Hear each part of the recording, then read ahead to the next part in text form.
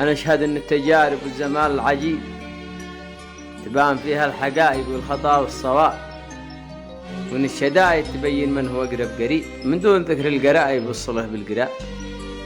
حتى لو أن الرجل ما ياخذ إلا النصيب، لكن بعض أسئلة محتاج فيها جواب، ورب هقوه تصيب ورب هقوه تخيب، ورب صاحب خساره فيه قول العتاب.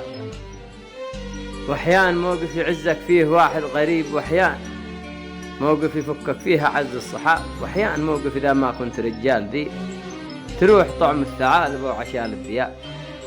وأحيان تلقى خيانة قاتله من حبيب، وأحيان تلقى من الخصم الدوال المصاب، وأحيانا نسأل مجرب خير لك من طبيب، وأحيانا نقرأ نصيحة خير لك من كتاب.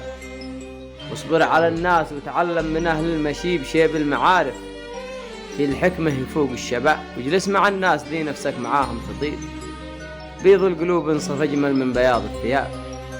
وقف مع الحق مهما شفت دربه صعيب، وامسك بالأجواد تتجاوز جميع الصعاب، وإذا المنادي دعا الحق خلك مجيب، الحق باقي والإنسان آخره للتراب.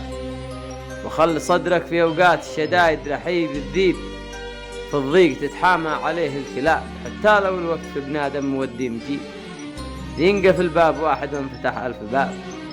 شموس الأجواد بين الناس ما ذي تغيب إلا على طلة العايب ووجه الغراب، الكذب والزور والغيبة تحط وتعيب، والصدق غيث المواقف المودة سحاب. وعيش الإنسان في عزه ونخوه وطيب أعز من فتنة الدنيا وطرد السراب.